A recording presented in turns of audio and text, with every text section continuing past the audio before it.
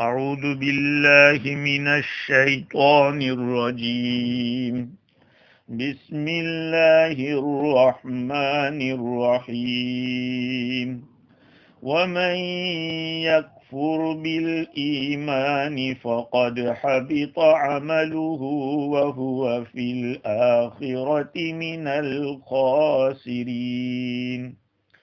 يا أيها الذين آمنوا إذا قمتم إلى الصلاة فاغسلوا وجوهكم وأيديكم إلى المرافق وامسحوا برؤوسكم وأرجلكم إلى الكعبين وَإِن كُنتُمْ جُنُبًا فاطهروا وَإِن كُنتُم مَّرْضَىٰ أَوْ عَلَىٰ سَفَرٍ أَوْ جَاءَ أَحَدٌ مِّنكُم مِّنَ الْغَائِطِ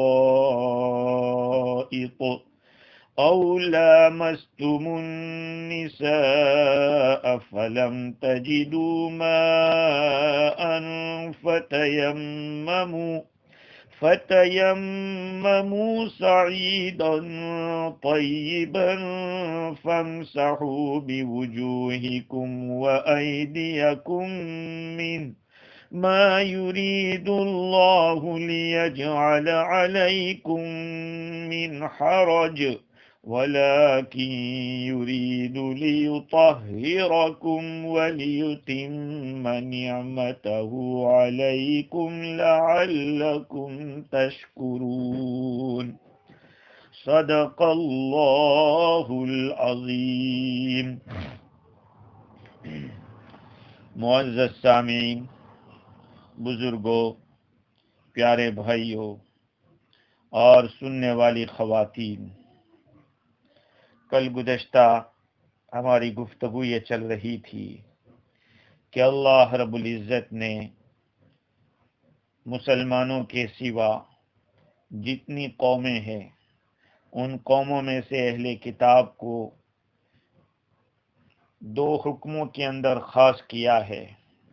ایک یہ ہے کہ ان کا ذبیحہ حلال ہے اگر وہ صحیح معنی میں اہل کتاب ہے، اور دوسرا مسئلہ یہ تھا کہ اہل کتاب کی عورتوں سے نکاح جائز ہے۔ پہلے مسئلے میں ایک بات یہ ہے کہ جب اہل کتاب کا ذبیحہ حلال ہے تو پھر کفار کا دوسرا کھانا جو کچھ ہوتا ہے، چاہے روٹی ہو یا کوئی سبزی ہو، کچھ بھی ہو،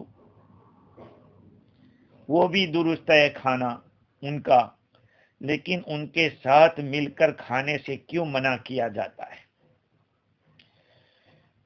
یہ ایک مسئلہ ہے جس کو نفع المفتی والسائل کے اندر مولانا عبدالحی فرنگی محلی رحمۃ اللہ علیہ نے بھی نقل کیا کہ اگر غیروں کے ساتھ کھانے کی نوبت آ جاوے تو کبھی کبھار ایک آدھ دو مرتبہ ہو تو ٹھیک ہے، لیکن عادت نہیں بنانا چاہیے۔ تو سوال یہ ہوتا ہے کہ جب ان کا ذبیحہ حلال ہے تو پھر ان کے ساتھ کھانے کھا کر بیٹھنے میں یا کھانے کے لیے بیٹھنے میں کون سی تکلیف آ جاتی ہے؟ اس کا جواب یہ ہے کہ مواکلت ان کے ساتھ بیٹھ کر فی نفسی کھانا، ان کے ساتھ بیٹھ کر کھانا فی نفسی ہی ممنوع نہیں ہے، بلکہ دوسرے مفاسد کی وجہ سے اس کو منع کیا گیا ہے، جیسے کہ بلا ضرورت ان کے ساتھ ملنا جلنا، ان کے ساتھ بہت ہی گہرا تعلق کرنا، موالات کرنا۔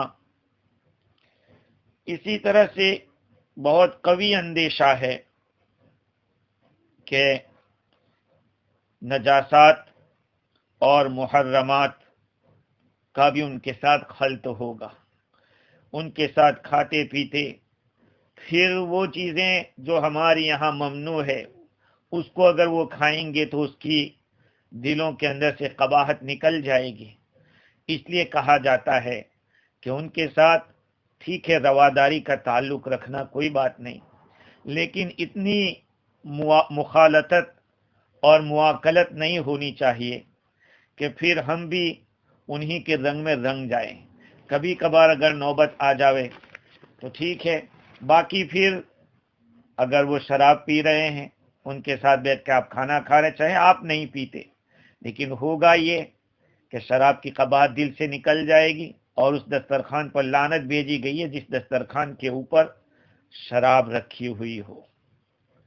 خیر، اللہ رب العزت نے ان کے ذبیحے کو، اہل کتاب کے ذبیحے کو تو حلال کہا ہے، لیکن علماء کرام دوسرے وجوہات کے پیش نظر ان کے ساتھ اٹھک بیٹھک زیادہ رکھنا اور خورد و نوش کرنا اس کی ممانعت بتلاتے ہیں۔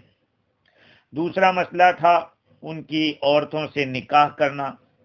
امام فخر الدین رازی رحمۃ اللہ علیہ نے تو اس بارے میں لکھا ہے کہ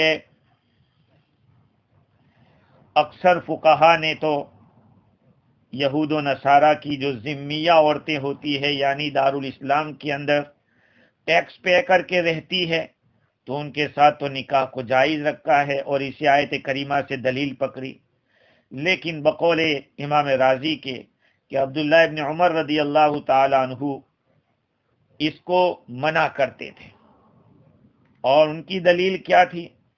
وَلَا تَنْكِحُوا الْمُشْرِكَاتِ حَتَّى يُؤْمِنْ، اور تم شرک کرنے والی عورتوں سے نکاح مت کرو یہاں تک کہ وہ ایمان لے آئے۔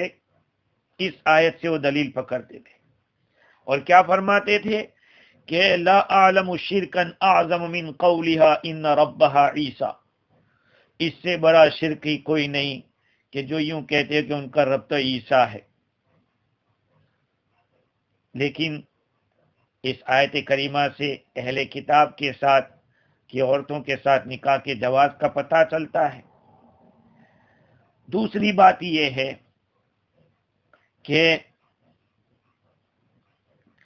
اس آیت کریمہ کا جواب انہوں نے یہ دیا والمحصنات من الذین اوتوا الکتاب، کہ اگر اہل کتاب میں سے وہ ایمان میں داخل ہو جاتی ہے تو پھر جائز ہے۔ اور حضرت عطا فرماتے ہیں کہ اس وقت کتابیہ کے ساتھ نکاح کو جائز قرار دیا تھا اس لیے کہ اس زمانے میں مسلم عورتیں کم تھی اور اب تو بہت زیادہ اور مسلم عورتیں ہو گئی ہے، لہذا اب ضرورت نہیں، اس لیے حضرت عطا بھی منع کرتے ہیں۔ اور بھی قرآن کی بہت ساری آیتیں ہیں جس کو وہ بیان کرتے ہیں، لا تتخذوا عدوی وعدوکم اولیاء، میرے دشمنوں کو اور اپنے دشمنوں کو دوست مت بناؤ۔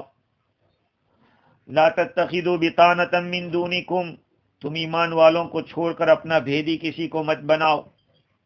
اور بھی ایک دلیل یہ بتلاتے ہیں کہ اگر ان کے ساتھ زوجیت ہوگی، نکاح ہوگا، تو پھر محبت مضبوط ہوگی، جتنی محبت زیادہ مضبوط ہوگی شوہر کے اس عورت کے دین کی طرف مائل ہونے کا سبب ہوگا، اور بچہ پیدا ہو گیا تو پھر باپ بھی بچے کی طرف مائل ہوگا، بچہ اس کے ماں کے دین کی طرف مائل ہوگا۔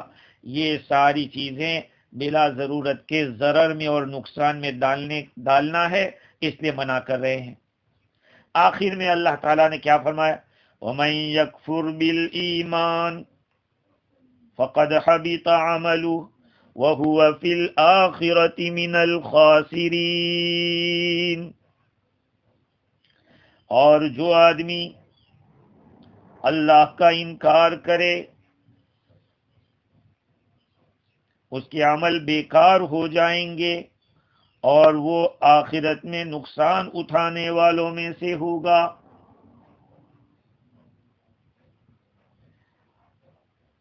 ایمان کا انکار کرنے سے مراد بعض مفسرین نے فرمایا کہ جس نے اللہ کا انکار کیا، جو اللہ کا انکار کرے گا، اس لیے کہ ایمان کا انکار کرنا یہ تو محال ہے، اللہ کا انکار ہو سکتا ہے، یہ معنی بیٹھ سکتا ہے، رسول کا انکار یہ سمجھ میں آتا ہے، اس لیے بعض مفسرین نے یہی کہا، جیسے کہ ابن عباس اور مجاہد رضی اللہ عنہما فرماتے ہیں کہ ومن یکفر بالایمان سے مراد ومن یکفر باللہ، جو اللہ کا انکار کرے، اس لیے کہ رب الایمان وہی ہے اور ہر چیز کا رب وہی ہے۔ اور مفسر قلبی کہتے ہیں کہ لا الہ الا اللہ کا جو انکار کرے وہ، اب حاصل کلام یہ ہے کہ جو کفر کرے گا، کلمہ توحید کا انکار کرے گا، اس کے بارے میں اللہ فرماتے ہیں کہ اس کے اعمال حبط ہو جائیں گے اور وہ نقصان اٹھانے والوں میں سے ہوگا۔ اس مقام پر صاحب روح البیان نے کفر کی مذمت بیان کرتے ہوئے فرمایا کہ جیسے احسن المحاسن ایمان ہے، سب سے بڑی اچھائیوں میں بڑی اچھائی ایمان ہے، ایسے ہی اقبح القبائح کفر ہے، سب سے بڑی برائیوں کے اندر بڑی برائی یہ کفر ہے۔ حضرت عبداللہ ابن عباس رضی اللہ تعالیٰ عنہما فرماتے ہیں رسول اکرم صلی اللہ علیہ وسلم نے ارشاد فرمایا کہ اللہ تعالیٰ نے جب جنت عدن کو بنایا تو اس میں وہ چیزیں رکھی کہ ما لا عین رأت ولا اذن سمعت ولا خطر علی قلب بشر، جس کو آنکھ نے دیکھا نہیں، جس کو کسی کان نے سنا نہیں، کسی انسان کے دل پر سے اس کا گزر نہیں ہوا، ایسی چیزیں رکھی۔ پھر جنت سے فرمائے کہ تکلمی، چل تو بول، تو جنت نے کہا قد افلح المؤمنون، قد افلح المؤمنون، قد افلح المؤمنون، ایمان والے کامیاب ہو گئے، ایمان والے کامیاب ہو گئے، ایمان والے کامیاب ہو گئے۔ حضرت کعب احبار رضی اللہ عنہ سے بھی روایت ہے کہ نوح علیہ السلام کے پاس جب وفات کا وقت ہوا، ان کا موت کا وقت آیا، اپنے بیٹے سام کو بلایا ساری اولاد میں سے اور فرمایا کہ میں تجھے دو باتوں کا حکم دیتا ہوں اور دو باتوں سے روکتا ہوں۔ دو باتیں جس کا میں حکم دیتا ہوں وہ لا الہ الا اللہ کی گواہی ہے، اس لیے کہ یہ ساتوں آسمان کو پھاڑ کے چلا جاتا ہے کلمہ، اور کوئی چیز اس کو چھپا نہیں سکتی ہے، اس کے لیے آڑ نہیں بن سکتی۔ تمام آسمان و زمین کو اور ان دونوں کے بیچ میں جو کچھ بھی ہے ان کو ایک پلڑے میں رکھ دیا جائے اور اس کلمے کو دوسرے میں رکھ دیا جائے تو یہ کلمہ جھک جائے گا، کلمے والا پلڑا۔ دوسری بات یہ کہ تم سبحان اللہ والحمد للہ بکثرت کہا کرو، سبحان اللہ والحمد للہ، کیا ہی اچھا ہو، سبحان اللہ وبحمدہ سبحان اللہ العظیم، صبح میں اس کو پڑھ لیا جائے۔ میں نے کچھ دنوں پہلے حضرت حکیم الامت رحمۃ اللہ علیہ کے بارے میں پڑھا تھا کہ جب آپ پہلی مرتبہ ایک اللہ والے کی ملاقات کے لیے جب پہنچے ہیں تو انہوں نے فرمایا کہ بھائی 200 مرتبہ سبحان اللہ وبحمدہ سبحان اللہ العظیم پڑھتے رہو اور 200 مرتبہ سورہ اخلاص پڑھتے رہو، کوئی بہت مشکل بات نہیں ہے۔ سبحان اللہ وبحمدہ سبحان اللہ العظیم 200 مرتبہ پڑھنا بہت تو 5 منٹ لگیں گے، لیکن اس میں کتنی خیر ہے۔ فَإِنَّهَا جَامِعَةٌ لِلثَّوَابِ، اس لیے کہ یہ تو ثواب کو جمع کرنے والی چیز ہے۔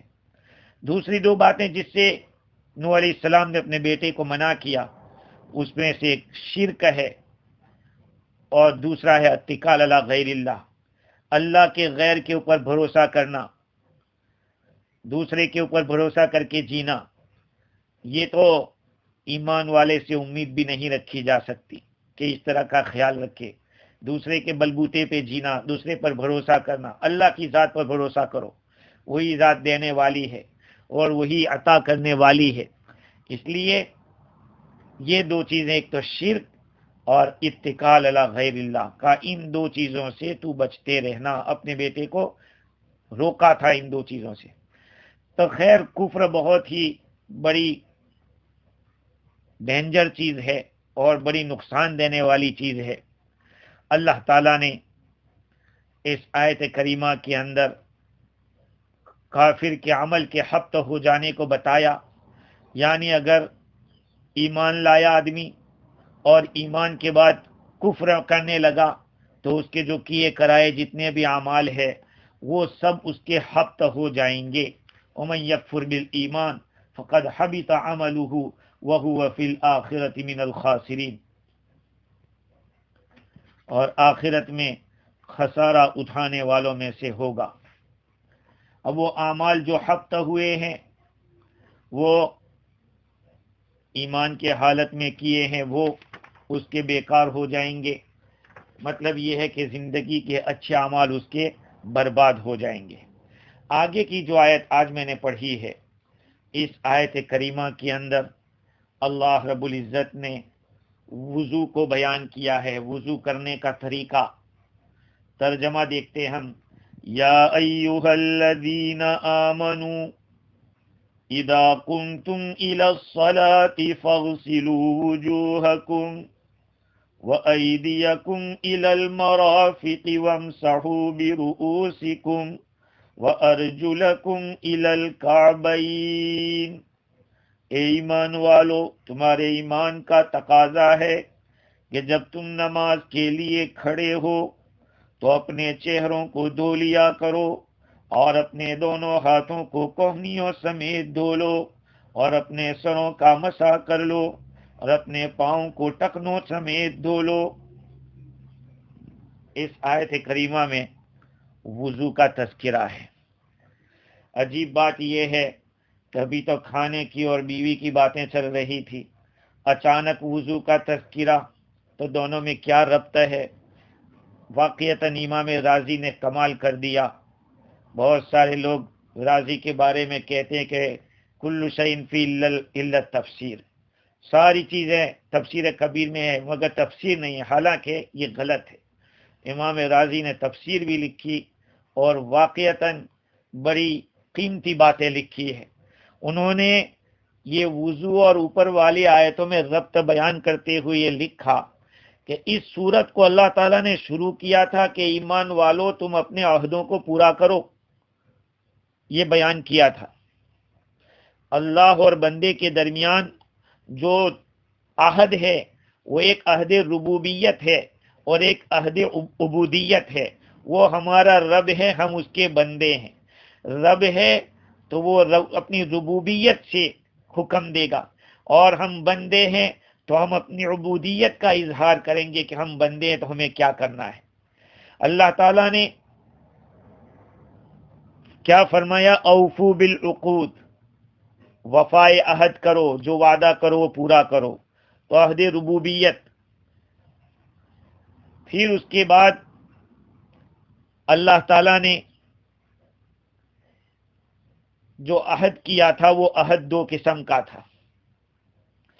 ایک تو بندے سے عہد الربوبیت من کا، اللہ کی طرف سے ربوبیت کا عہد، اور بندوں کی طرف سے عبودیت کا عہد۔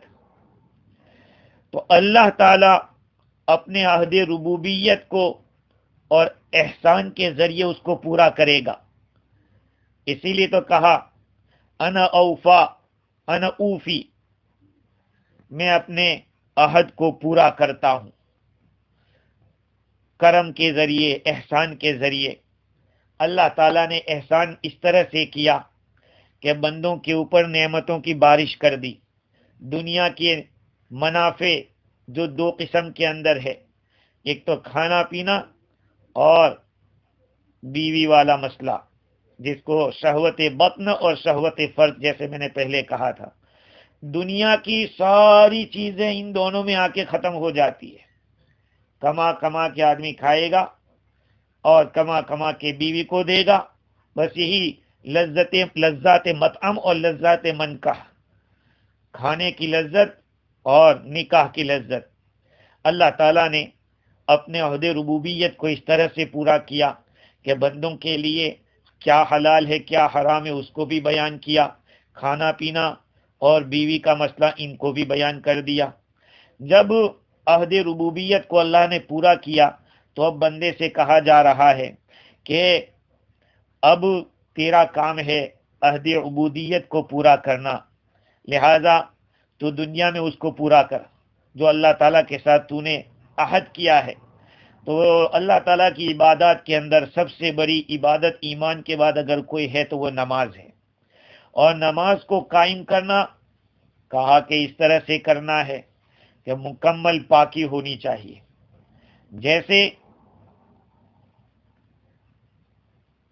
اوپر کھانے پینے کی چیزیں اور لذت کی چیزیں بیان کی جس سے آدمی کے باطن کو سکون ملتا ہے، اور کبھی کبھی کچھ گڑبڑ بھی ہوتی ہے تو ظاہری اور باطنی گندگی کو دور کر کے اللہ کے دربار میں پہنچا جاتا ہے۔ بڑے لوگوں کے دربار میں جانے سے پہلے ہر قسم کی صفائی حاصل کرنا ضروری ہے۔ یہ تو رب العالمین ہے، اس کے دربار میں جانے کے لیے اسی نے طریقہ بتلا دیا کہ میرے دربار میں آؤ تو کس طرح سے تم پاکی حاصل کر کے آؤ گے۔ اور امام علامہ آلوسی بغدادی رحمت اللہ علیہ نے فرمایا کہ دنیا کے متعلق جو امور تھے اللہ نے بیان کر دیے، اب دینی امور کو بیان کر رہے ہیں۔ رہا مسئلہ دنیا کا، چونکہ انسان کے کھانے پینے اور حلال اور حرام کا فرق کرنے سے انسان کو عبادتوں کی توفیق اور توفیق کا حاصل ہونا یہ ڈیپینڈ رکھتا ہے۔ حلال غذا آدمی کھاتا ہے تو اس کو اچھے کاموں کی توفیق ہوتی ہے، اور اگر غذا صحیح نہیں ہوتی تو پھر آدمی کو اچھے اعمال کی توفیق نہیں ہوتی۔ تو اللہ تعالیٰ نے اس آیت کریمہ کے اندر وضو کا حکم دیا ہے، اور لباب النقول کے اندر ایک روایت نقل کی ہے جس سے اس آیت کریمہ کا شان نزول معلوم ہوتا ہے۔ امام بخاری رحمت اللہ علیہ نے بواسطہ عمرو بن حارث عبد الرحمن بن قاسم رضی اللہ عنہ حضرت عائشہ رضی اللہ تعالی عنہ سے روایت نقل کرتے ہیں، فرماتی ہے عائشہ رضی اللہ عنہ کہ میرا ہار گم ہو گیا، گر گیا تھا غزوہ بنی مستلق کے اندر، جب آپ حاجت کے لیے تشریف لے گئی اور واپسی میں آپ کا ہار گر گیا۔ اس وقت فرماتی ہے عائشہ رضی اللہ عنہ کہ ہم مدینہ منورہ آ رہے تھے، رسول اکرم صلی اللہ علیہ وسلم نے اپنا اونٹ بٹھایا اور اونٹ سے اتر کر اپنا سر مبارک میری گود میں رکھ کر سو گئے۔ اتنے میں حضرت ابوبکر صدیق رضی اللہ عنہ آئے اور انہوں نے زور سے میرے ایک مکہ مارا اور بولے تو نے ایک کی وجہ سے سب کو روک دیا۔ اس کے بعد رسول اللہ صلی اللہ علیہ وسلم بیدار ہو گئے۔ صبح کی نماز کا وقت آیا تو پانی کی تلاش ہوئی مگر پانی نہ ملا۔ اس پر یہ آیت کریمہ نازل ہوئی، اذا قمتم الی الصلاۃ سے لے کر تشکرون تک۔ اسید بن حضیر رضی اللہ عنہ بولے ابو بکر کے گھر والوں، تمہاری وجہ سے اللہ تعالیٰ نے لوگوں کو اتنی بڑی آسانی کر دی جس کے اندر تیمم کا حکم آتا ہے۔ خیر، اس آیت کریمہ کے اندر اللہ رب العزت نے وضو کے جو فرائض ہے اس کو بیان کیا ہے، اس کے فرائض کو بیان کیا۔ دیکھیے آیت کریمہ کو، یا ایھا الذین آمنوا اذا قمتم الی الصلاۃ فاغسلوا وجوہکم وایدیکم الی المرافق، اے ایمان والو جب تم نماز کے لیے کھڑے ہو تو پھر وضو کر لیا کرو۔ یہ 4 اعضاء کا تذکرہ آگے آ رہا ہے، تو کیا ہر نماز کے لیے وضو کرنا پڑے گا؟ اس لیے بعض مفسرین نے کہا کہ اگر تم بے وضو ہو اور نماز پڑھنا چاہو تو وضو کر لیا کرو، اور بعض مفسرین فرماتے کہ جب تم نیند سے کھڑے ہو نماز کے لیے تو وضو کر لو۔ دونوں کا معنی ایک ہی ہے، قریب قریب کے نیند سے حنفیہ کے یہاں وضو ٹوٹ جاتا ہے۔ دوسرے مفسرین یہ فرماتے ہیں کہ اصل میں مطلق حکم ہے، جب بھی تمہارے نماز پڑھنے کا ارادہ ہو وضو کر لو۔ اب سوال ہوتا ہے کہ کیا ہر نماز کے لیے وضو الگ الگ کرنا پڑے گا؟ تو دیکھیے، اگر وضو ٹوٹا ہوا ہے تب تو وضو کرنا ہی پڑے گا، واجب ہے، بغیر وضو کے نماز ہی نہیں۔ بلکہ بعض حافظ ابن قیم رحمت اللہ علیہ ان کی کتابوں میں لکھا ہے کفر کا اندیشہ ہے بے وضو نماز پڑھنے والے کے لیے، اور اگر پہلے سے وضو ہے تو دوبارہ وضو کر لینا یہ اچھا ہے، مستحب ہے۔ اور بعض علماء فرماتے ہیں کہ شروع اسلام کے اندر ہر نماز کے لیے علیحدہ علیحدہ وضو کرنا ضروری تھا، چاہے پہلے وضو ہو یا نہ ہو۔ جیسے کہ امام احمد بن حنبل رحمۃ اللہ علیہ اور امام مسلم رحمۃ اللہ علیہ اور اصحاب سنن نے حضرت بریدہ رضی اللہ عنہ سے روایت نقل کی کہ کان النبی صلی اللہ علیہ وسلم یتوضأ عند کل صلاۃ، آقا صلی اللہ علیہ وسلم ہر نماز کے وقت وضو فرماتے تھے، لیکن جب فتح مکہ ہوا آپ نے وضو فرمایا اور موزے پر مسح کیا اور پورے دن کی نمازیں ایک ہی وضو سے پڑھی۔ حضرت عمر رضی اللہ عنہ نے عرض کیا یا رسول اللہ انک فعلت شیئا لم تکن تفعلہ، یہ اللہ کے رسول صلی اللہ علیہ وسلم آپ نے آج ایسا کیا جیسا پہلے نہیں کرتے تھے۔ قال انی عمدا فعلتہ یا عمر، اے عمر میں نے یہ جان بوجھ کر کیا ہے۔ علماء فرماتے ہیں کہ یہ حضور اکرم صلی اللہ علیہ وسلم نے بیان جواز کے لیے، لوگوں کو یہ بتلانے کے لیے کہ ایک وضو سے کئی نمازیں پڑھ سکتے ہیں، ایک وضو سے کئی نمازیں پڑھ سکتے ہیں۔ اور بھی ایک روایت ہے حضرت فضل بن مبشر سے روایت ہے جس کو ابن جریر اور ابن ماجہ رحمہ اللہ نے نقل کیا کہ میں نے جابر بن عبداللہ رضی اللہ عنہ کو دیکھا کہ ایک ہی وضو سے کئی نمازیں پڑھی، پھر پیشاب کیا یا حدث کیا، آپ نے وضو کیا اور اپنے بچے ہوئے پانی سے موزوں پر مسح کیا۔ میں نے عرض کیا ابو عبداللہ کیا یہ کام اپنی رائے سے کر رہے ہو؟ اشیء تصنعوہ برأیک، کیا تم اپنی رائے سے کر رہے ہو؟ کیا حضور کو دیکھا تھا؟ فرمایا بل رأیت النبی صلی اللہ علیہ وسلم یصنعہ فانا اصنعہ کما رأیت رسول اللہ صلی اللہ علیہ وسلم یصنعہ، بلکہ میں نے حضور کو یہ کرتے ہوئے دیکھا اور حضور کو جیسے کرتے دیکھا ویسے ہی میں کر رہا ہوں۔ اسی طرح سے اور بھی کئی روایتیں ہیں جس سے پتہ چلتا ہے۔ حضرت عبید اللہ بن عبداللہ بن عمر فرماتے ہیں کہ کسی سے پوچھا ارأیت وضوء عبداللہ بن عمر لکل صلاۃ طاہرا کان او غیر طاہر ام من ہوا، کہا کہ کیا آپ نے دیکھا تھا حضرت عبداللہ ابن عمر رضی اللہ عنہ کے وضو کو کہ وہ ہر نماز کے لیے وضو کرتے ہو، پاک ہو وضو ہو یا نہ ہو؟ کس سے سنا؟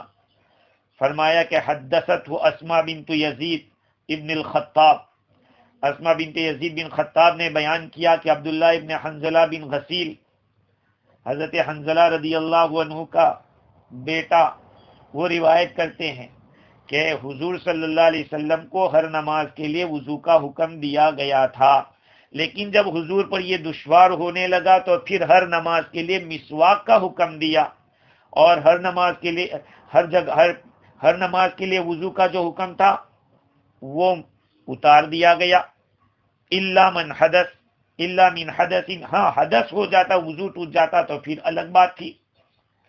خیر یہ ساری باتیں روایتوں سے پتہ چلتا ہے کہ شروع اسلام کے اندر ہر نماز کے لیے الگ سے وضو کرنا پڑتا تھا، لیکن علماء کرام فرماتے ہیں کہ اگر وضو ہے پھر بھی وضو کریں گے تو یہ چیز اچھی ہے، اس سے آدمی کو ثواب زیادہ ملتا ہے۔ حدیث شریف میں ہے من توضأ علی طہر کتب اللہ لہ 10 حسنات، جو آدمی پاکی کے باوجود وضو کرے گا تو اس کو 10 نیکیاں لکھی جائے گی۔ اذا قمتم الی الصلاۃ فاغسلوا وجوہکم، پہلے اپنے چہرے کو دھو لے، وایدیکم الی المرافق، اپنے ہاتھوں کو کوہنیوں سمیت دھو لے، وامسحوا برؤوسکم وارجلکم الی الکعبین، اپنے سروں کا مسح کر لو اور اپنے پاؤں کو ٹخنوں سمیت دھو لو۔ اب دیکھیے یہاں پر 4 ہی فرائض ہے، اگر کسی نے اتنا کر لیا اس کا وضو ہو گیا، اور جتنے بھی اعمال ہیں وہ سب از قبیل سنت اور مستحب کے ہیں۔ دیکھو 4 ہی اعضاء کو یہاں بیان کیے، قربان جائے اس شریعت کے اوپر کہ مسنون طریقہ وضو کا جو ہے کا سب سے پہلے ہاتھ دھوئے، پھر کہا کلی کرو، پھر کہا ناک میں پانی ڈالو، پھر کہا کہ چہرہ دھوو۔ یہ ترتیب ہے۔ اس ترتیب کے بارے میں علماء لکھتے ہیں کہ یہ اس وجہ سے ہے کہ بندہ جب ہاتھ دھوتا ہے تو وہ اپنی نظر سے پانی کو دیکھتا ہے کہ پانی کا کلر کیسا ہے، کہیں چینج تو نہیں ہو گیا، اس میں کوئی چیز ڈالی تو نہیں ہے، کچھ چینجنگ تو نہیں آئی۔ کہا کہ اب کلی کرو، چلو کلر تو نہیں بدلا ہے، مزہ تو نہیں بدلا، اس میں کوئی بدبودار تو چیز نہیں ہے، کہا کلی کر لی، ذائقہ دیکھ لیا، اس کا مزہ تو نہیں بگڑا ہے، چکھنے سے پتا چلتا ہے، کلی کر لی۔ ناک میں پانی ڈالا کہ بھئی سونگھ لو کہ پانی میں کوئی بدبو تو نہیں ہے، کوئی گندی چیز ملی ہو جس سے بدبو آ رہی ہو۔ اب 3 جگہ پہ چیکنگ ہو گئی، آنکھ سے ہو گئی، زبان سے ہو گئی، ناک سے ہو گئی، کہا اب چہرے کو دھوو، چہرہ اس کے اندر آنکھ بھی ہے اور چہرے کی چمڑی بھی بہت نازک ہے، اب اس کو کوئی خطرہ نہیں ہے، اس لیے کہا کہ اب چہرہ دھوو۔ پھر کہا کہ ہاتھ دھوو اور سر کا مسح کرو اور پاؤں کو ٹخنوں سمیت دھو، 4 اعضاء کو دھونے کا حکم دیا۔ تفسیر روح البیان میں لکھا ہے کہ 4 اعضاء کو وضو کے اندر خاص اس لیے کیا کہ جب حضرت آدم علیہ السلام اس شجر ممنوعہ کی طرف متوجہ ہوئے تھے، جس درخت کو کھانے سے روکا گیا تھا، اس درخت کی طرف متوجہ ہوئی اپنے چہرے سے، پھر ہاتھ بڑھایا اور قدم سے آگے چلے، پھر آپ نے اپنا ہاتھ اپنے سر کے اوپر رکھا، کہا کہ یہ جہاں جتنے اعضاء پہ آپ نے جو کچھ کام کیا ہے یہ سب کو آپ کو دھونا پڑے گا۔ چہرے سے اس کی طرف مواجہہ کیا تھا، ہاتھ سے اس کو پکڑا تھا، قدم سے آپ اس کی طرف چلے تھے اور اپنا ہاتھ اپنے سر کے اوپر آپ نے رکھا تھا۔ جب یہ ہوا تو کہا یہ 4 اعضاء کو دھوو تکفیرا للخطایا، خطایا کو کفارے کے لیے۔ حدیث شریف میں آتا ہے، وضو کے بارے میں بہت سارے فضائل ہے، جس کا وقت نہیں، اس کے لیے مستقل الگ مضمون ہے، یہ اس کے لیے الگ وقت نکالنا چاہیے۔ اور وضو کے فضائل میں اتنی ہی بات یاد رکھیں کہ حضور اکرم صلی اللہ علیہ وسلم اپنی امت کو قیامت کے دن پہچانیں گے تو اسی چہرے کی رونق سے، وضو کی وجہ سے اس امت کے چہرے کے اوپر ایک چمک ہوگی، اسی لیے فرما فمن استطاع منکم ان یطیل غرتہ فلیفعل، او کما قال صلی اللہ علیہ وسلم، جو اپنی چمک کو بڑھانا چاہے تو اس کو چاہیے کہ وہ بڑھائے۔